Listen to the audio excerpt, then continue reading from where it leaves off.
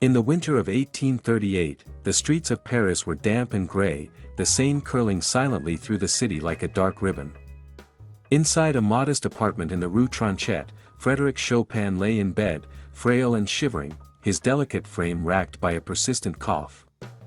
Tuberculosis, a relentless specter, had shadowed him for years, slowly eroding his strength, yet his mind remained brilliant, alive with melodies that seemed to rise unbidden from the very air around him. That winter was different. A storm had swept over Paris, battering the city with cold winds and relentless rain, and Chopin's health deteriorated rapidly. For weeks, he could barely leave his room. The candlelight flickered across piles of manuscript paper. Each sheet filled with notes and sketches, preludes, nocturnes, etudes, unfinished, trembling with the emotion only Chopin could command.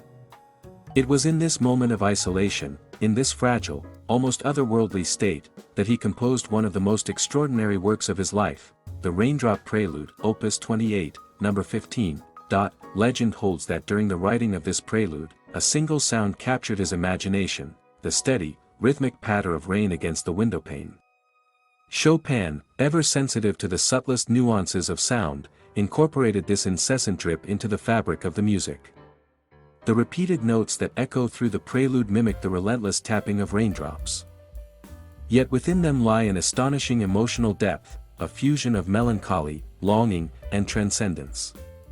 Each note seems to speak not only of water falling from the sky but of the fragile pulse of human life itself. Visitors to Chopin's apartment recalled that he would sometimes pause mid-composition, listening intently to the rain, murmuring to himself, as if negotiating with nature itself. His fingers, pale and trembling, would glide across the keys, coaxing forth a sound that was at once delicate and profound. Friends feared that the combination of his illness and the obsession with perfection might overwhelm him, yet he continued, compelled by an inner vision that refused to be silenced. The resulting prelude is not merely a work of music, it is a testament to the human spirit confronting mortality. The steady, almost hypnotic rhythm carries both dread and beauty, while the lyrical passages rise like fragile hope amidst despair. It captures the paradox of Chopin's existence in Paris at that time, a man deeply admired and beloved by society, yet profoundly alone, struggling with the limits of his own fragile body. Even more remarkable is the way Chopin's Raindrop Prelude transcended its moment of creation.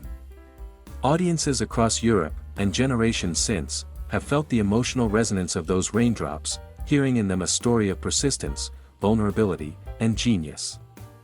It is as if the music itself carries the memory of that damp Paris winter, the whispering wind, the patter of rain, and the quiet determination of a composer who refused to let illness extinguish his inner world. That winter, that room, and that storm exemplify the extraordinary resilience of Chopin, a man whose life was fleeting, whose body was frail, yet whose music poured forth with an intensity that could make listeners weep.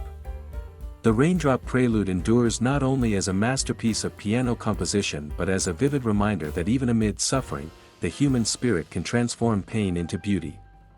In Chopin's hands, the ordinary, the tapping of rain, became extraordinary, eternal, and ineffably moving.